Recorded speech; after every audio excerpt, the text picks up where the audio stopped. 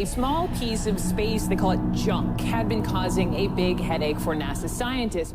Houston is monitoring a piece of debris that could possibly pass in front of the International Space Station's orbit. Talking about this 6-inch square piece, this old satellite. The probability of it colliding with the International Space Station is within the red threshold. There is not enough time to seek shelter.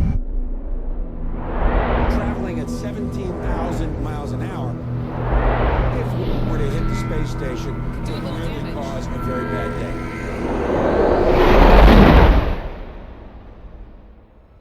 Ignition sequence start. 6, 5, 4, 3, 2, 1, 0.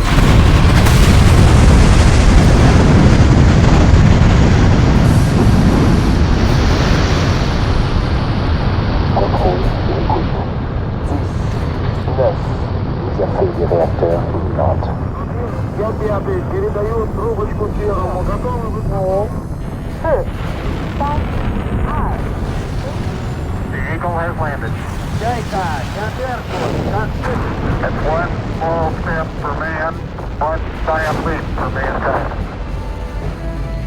After half a century of space exploration, we're now suddenly faced with what's long been a staple of science fiction: an orbiting junkyard of cast-off space debris.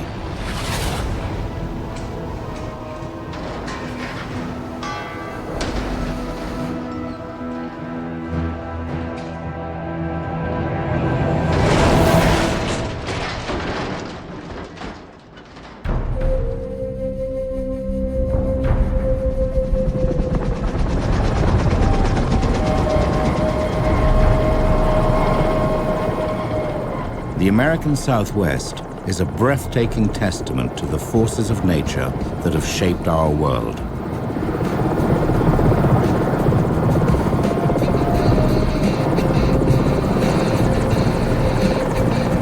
Okay, we're coming up on it now. This is Meteor Crater near Winslow, Arizona. It is considered the world's best preserved meteorite impact site.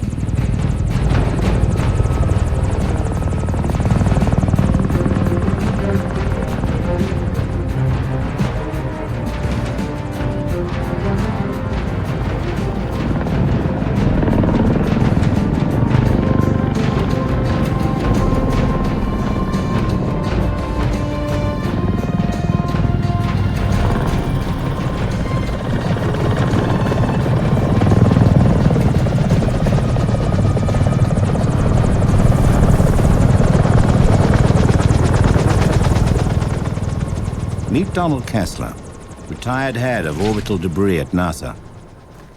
His guide, Eduardo Gonzalez, a 16-year veteran of Meteor Crater and a man who shares Kessler's passion for the wonders of the universe. So Don, how was your ride up here? Oh, it was wonderful. It was like landing on the moon. But we're on Earth. Can you believe it?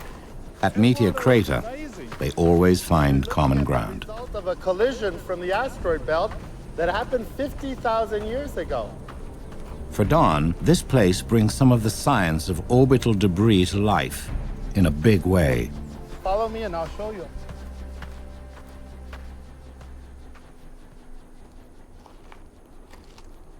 Nearly 1 mile across, 2.5 miles around, and 550 feet deep, Meteor Crater is the astounding outcome of a nickel-iron meteorite hitting Earth with the energy of more than 20 million tons of TNT, creating all of this in just 10 seconds.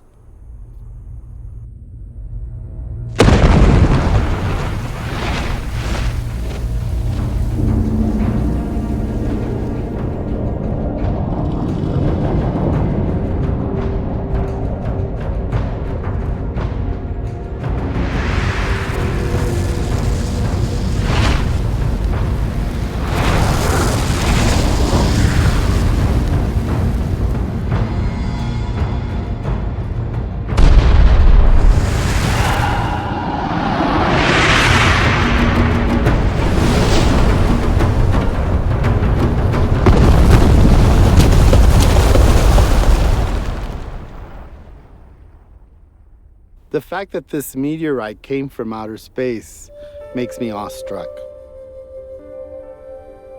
We're just seeing a small slice of the process that really made the Earth what it is.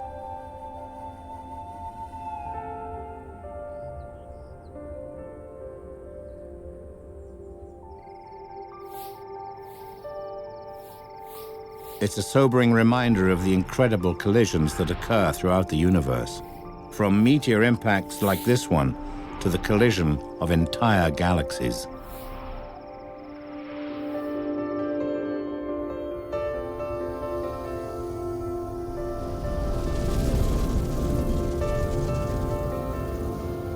Throughout time, space collisions have occurred as part of the natural process.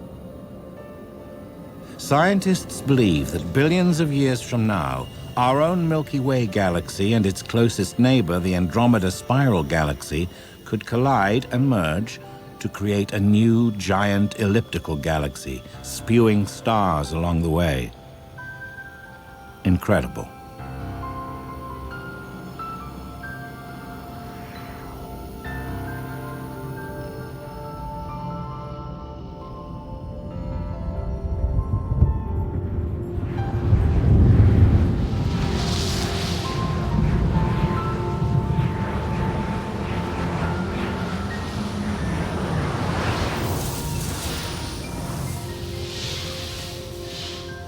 Collisions like this have forever played a major role in the creation and formation of our own solar system.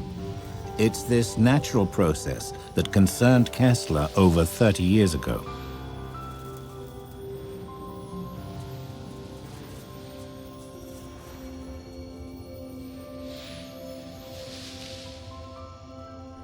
Kessler's question was, if all of these collisions are occurring in nature, what's going to happen to all of the man-made objects we're putting into space? At the time, Kessler's thinking did not align with popular beliefs. Ever since humans ventured into space, we've embraced the big sky theory. The theory holds that space is so big, you could launch anything into orbit and it wouldn't collide with anything else. But it turns out that space is smaller than we thought.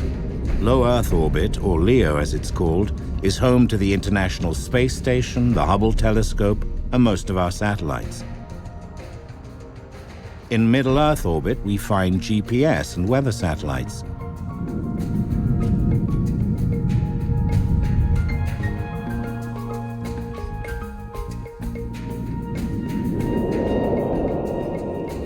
Geosynchronous orbit, or GEO, the orbit farthest away from the Earth, is crowded with communication satellites. With so many objects careening through the same altitudes, it's not hard to imagine that some may eventually collide.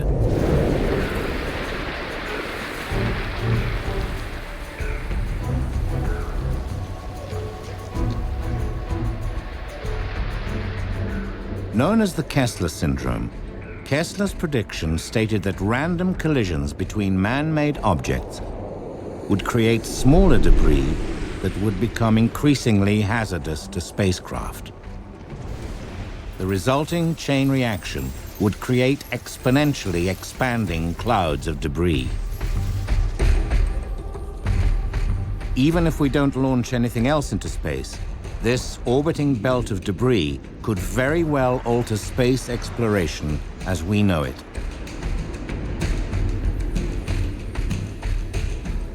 Is it possible that we're now at the tipping point of this cascading, uncontrollable event?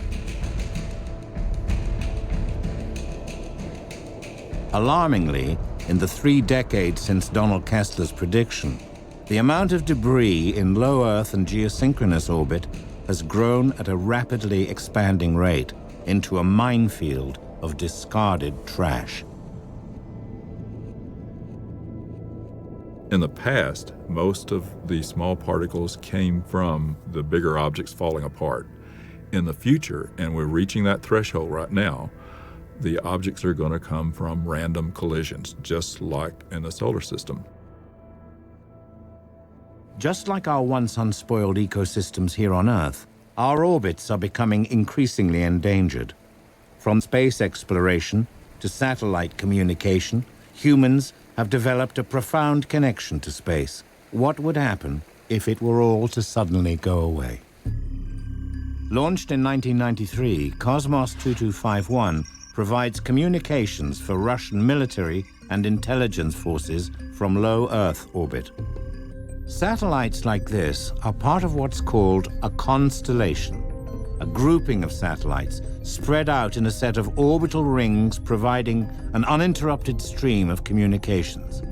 With each rotation in as little as 90 minutes, these and thousands of other satellites orbit Earth 16 times per day. The gravitational pull from nearby Earth is so strong, every satellite has to travel at hypervelocity speeds, upwards of 17,000 miles per hour. The pull of gravity balanced against the satellite's velocity creates this curved orbital path.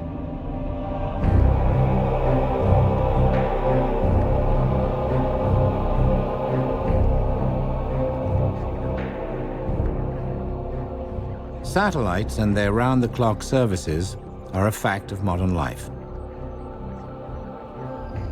LEO is ideal for communications satellites like Iridium 33, which provides voice and data coverage for cellular telephones. With satellites like Cosmos and Iridium constantly crossing each other's paths, they often experience what satellite operators refer to as close approaches, two satellites passing within just a few short miles of one another. Amazingly, that can happen around 1,500 times a day. Space is indeed a busy place.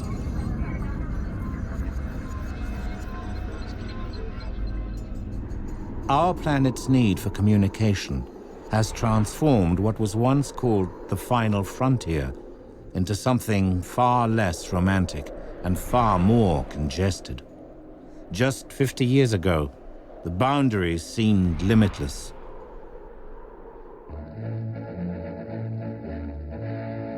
From a ground station nestled in the mountains at Andover, Maine, a signal is sent to a speeding satellite, an historic feat that could reshape man's future.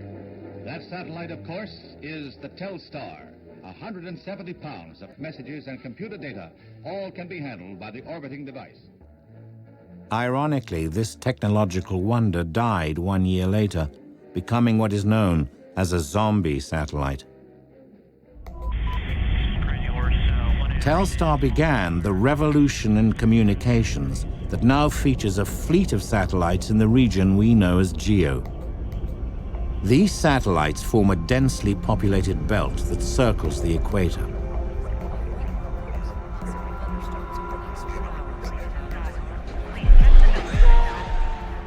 They facilitate most of the world's television, military, and internet communications. Because its orbit mirrors Earth's rotation, a satellite will appear to hover over a point on the Earth's surface. The result? 24/7 continuous coverage from air to sea to land.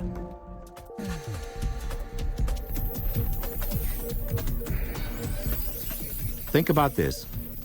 Here on Earth, when you download a music file, post a video, tweet, friend someone, or watch your favorite cable TV show, it's coming from GEO.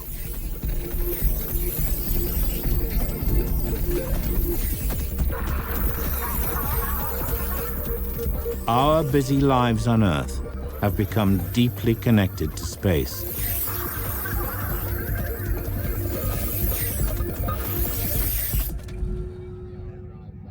Just like a coral reef or rainforest, GEO is a limited natural resource. There's only one spot in GEO for each satellite to maintain position. Satellites may drift due to gravitational pull from both the sun and the moon, slowly changing their orbits. Enter station keepers, the traffic cops of space.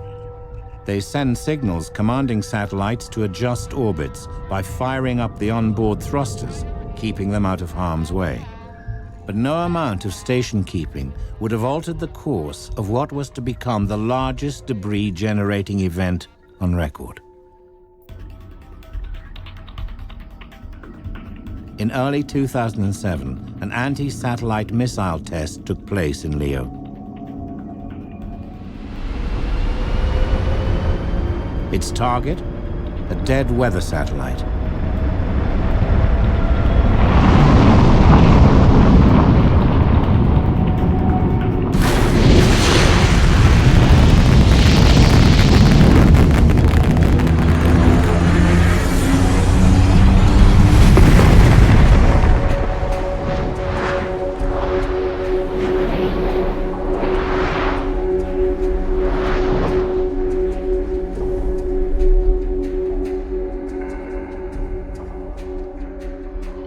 In less than 24 hours, the debris encircled the Earth, hovering at the original impact altitude of over 500 miles.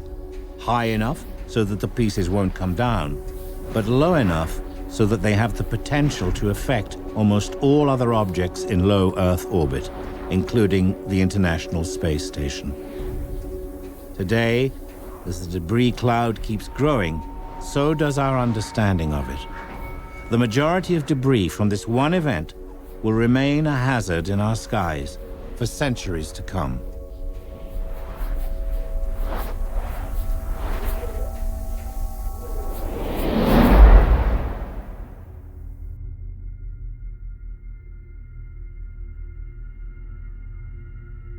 This visualization shows the formation of one of the first galaxies, massive stars filling the universe with light, beginning when it was 300 million years old and continuing up to its present age of 13.7 billion years. It's an awe-inspiring look at the lifespan of the universe, with galaxies forming and naturally colliding, ultimately spinning the massive thread-like structure of the cosmic web.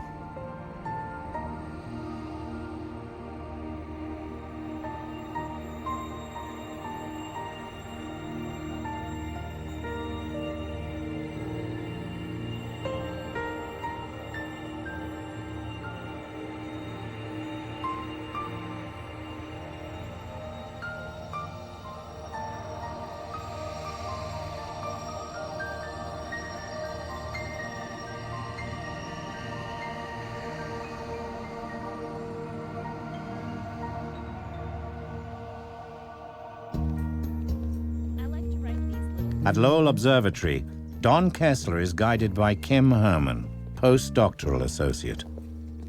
I think it's a great way to teach astronomy to kids. Arizona is known for its observatories, and fortunately very close to Meteor Crater is Lowell.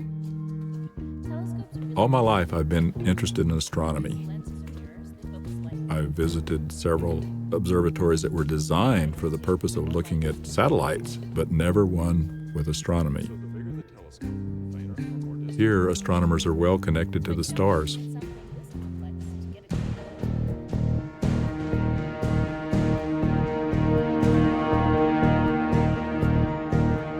Bordered by a ponderosa pine forest 8,000 feet up, elevation and absolute isolation create a pristine sky for professional and amateur astronomers of all ages.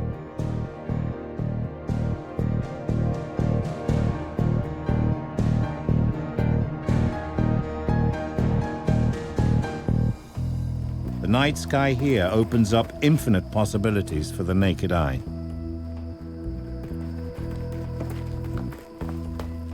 Here, the sky is so clear and so dark that we don't even need telescopes to see what's going on in the sky. Em is using her smartphone to stargaze and know what she's looking at. And over there, Saturn should be coming out.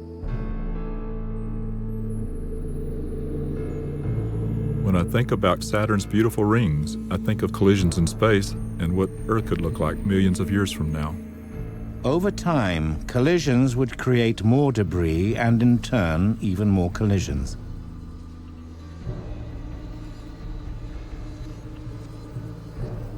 Gradually, the debris would shrink in size and speeds would slow until finally the Earth would be surrounded by stable, Saturn-like rings.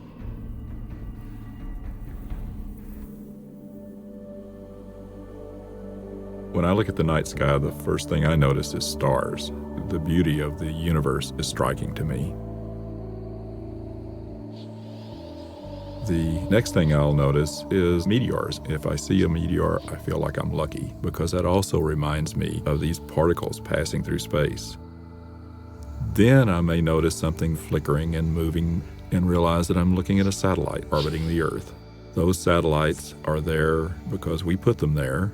I may see another one traveling in the opposite direction. It could collide with the first one. Their paths do cross. An astronaut was asked this question, when you're in orbit and see these things in space, does that worry you? His answer was, I worry more about what I don't see. Our belief that what goes up must come down isn't always true. It's estimated that LEO contains 6,000 tons of space junk, and GEO is home to 400 dead satellites parked into a higher graveyard orbit where they will remain for hundreds of years. That's a whole lot of junk.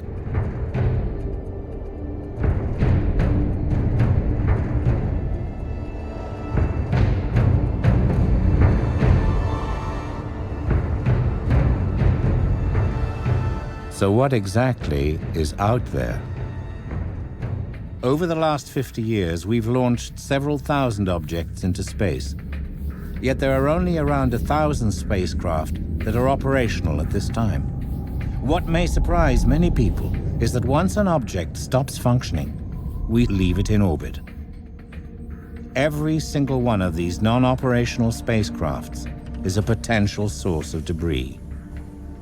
In fact, most spacecrafts that are launched into orbit actually leave a trail of debris in the process. Upper stage rocket bodies weighing several tons make up a good portion of the junk in space.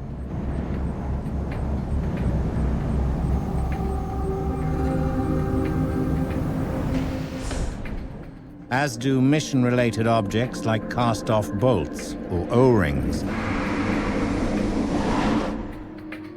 The rest are miscellaneous fragments, exploded rockets, leftover fuel, and the list goes on.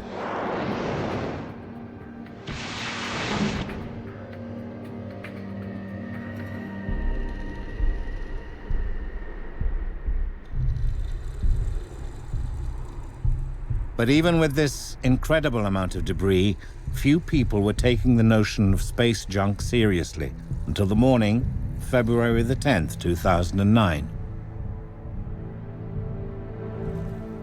Earlier that day, a report was issued predicting that Iridium-33 would encounter a close approach of just 1,900 feet with another spacecraft.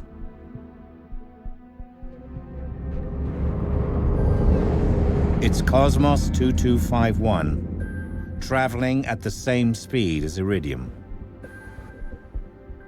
Amazingly, this collision alert wasn't even among the top predicted for any of the Iridium satellites for the coming week. But at 4:56 p.m., the time predicted for the close approach, Iridium-33 went silent.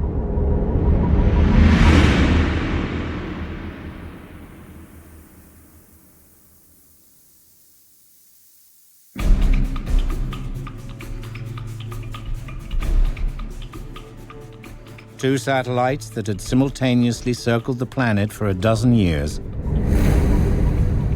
had collided. Cosmos, as it turned out, was a dead satellite, ceasing to function in 1995, just 2 years after it was launched. Now, more than 100,000 pieces from this collision cloud low Earth orbit. The Iridium-Cosmos collision was very much a game changer. There were those who thought of space in terms of a big sky theory, that it was limitless and we didn't need to worry about ever crowding it. It became very obvious that that wasn't true, and people began to consider, what do we need to do to keep this from happening again?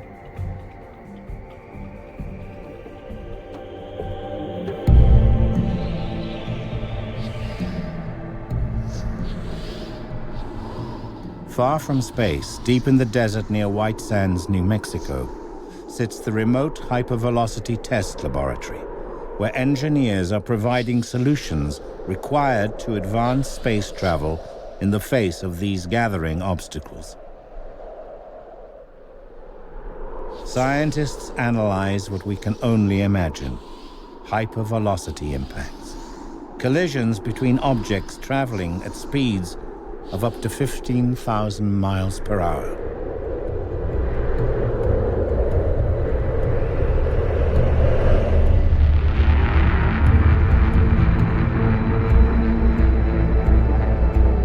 These scientific visualizations show a fragment no bigger than a BB, blasting through an aluminum plate, typically used to protect spacecraft. Even the smallest of impacts scatter debris, delivering widespread damage. Whether it's a circuit board, a wayward bolt, or even the tiniest chip of paint, orbital debris traveling at these speeds poses a very real threat.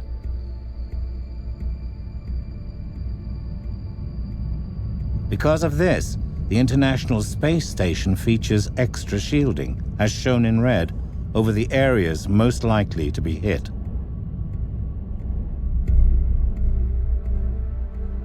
To further protect the ISS, its orbit is monitored within what is referred to as a pizza box, creating a safe zone on all sides to help keep it out of harm's way. That's the job of the US Space Surveillance Network, where they detect and catalog man-made objects. Utilizing a vast array of radars and sensors, we're able to track thousands of pieces of space junk larger than a softball. Some of them, like rocket boosters, are the size of a school bus. But what's far more troubling is all the debris that can't be tracked.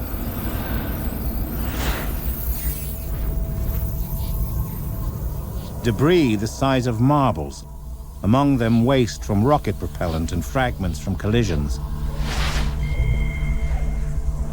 is capable of inflicting lethal damage.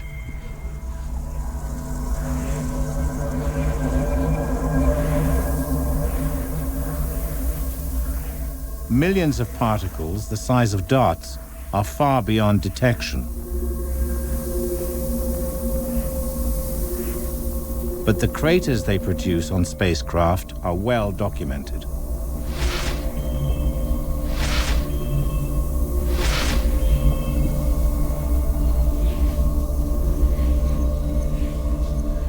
Most importantly, the network charts the orbital paths of the catalog debris and issues collision alerts to station keepers.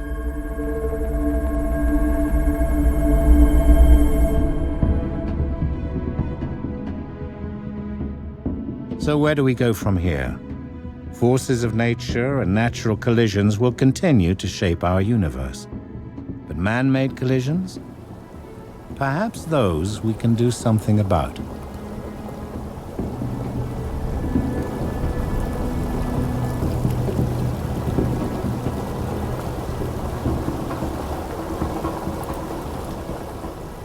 The good news is that people have begun to come up with new ideas to bring back the pristine environment that we would like space to be. Scientists and engineers are developing breakthrough innovations to help us begin cleaning up space someday soon. The question is, how do we catch up to and capture debris tumbling through low Earth orbit at thousands of miles an hour? And then, how do we slow it down so that it falls out of orbit and burns up in the atmosphere? One fascinating concept involves the use of an electrodynamic tether, which would deorbit a spacecraft by generating drag through interactions between currents in the tether and the Earth's magnetic field.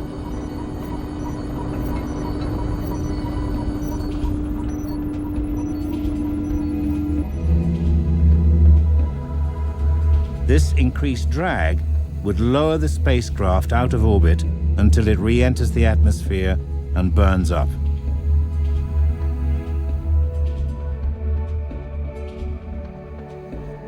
we may also be able to capture debris with a net.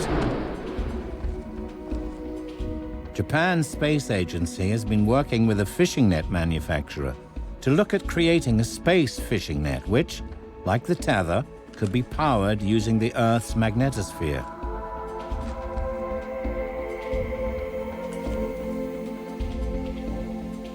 Imagine that. A centuries-old fishing tool might just become a brand new tool for cleaning up space.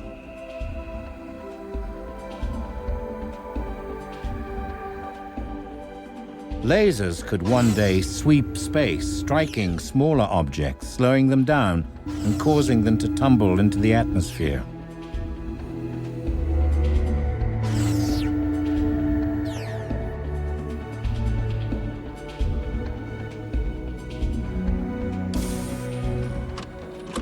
Solar sails could someday be part of the satellites we launch, helping them to deorbit once their work in space is done. Spacefaring nations are now working to develop sustainable methods to explore space and new technology to reclaim what has been left in orbit.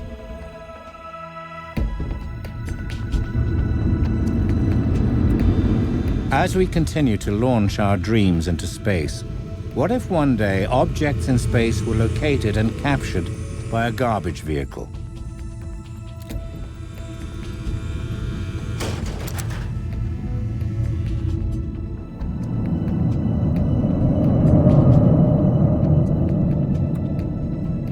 The vehicle could then dock at a recycling facility, a place where space debris could be stored and recycled to create new parts.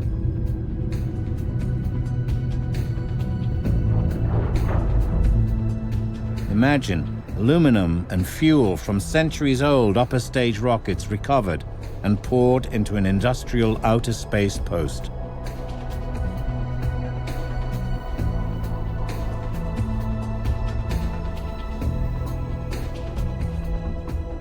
Industrializing space is never an issue of science fiction. It's more of a question of, do we want to do it, and when do we have the infrastructure established so that we can do it?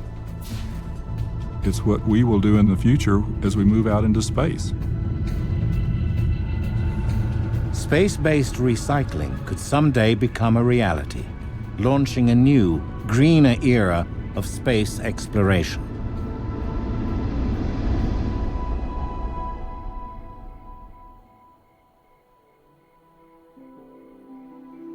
For as long as humans have walked the planet, we've looked at the heavens to help us define our role in the universe.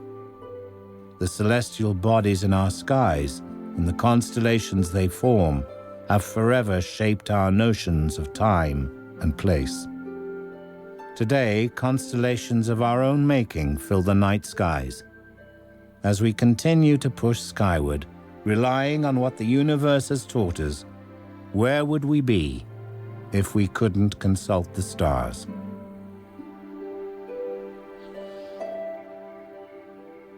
Growing up, it was my fantasy that I would get to see humanity spread off of the Earth and throughout the solar system. So, do I think this snowballing event will actually happen? I can't imagine, after dreaming and working towards spaceflight, and after 50 years of having achieved it, that we would ever cut ourselves off from space. That goes against everything that humanity's ever strived for. My legacy will probably always include being known as the father of space junk. What I hope that means is that we continue to maintain access to space and learn more about life and the environment.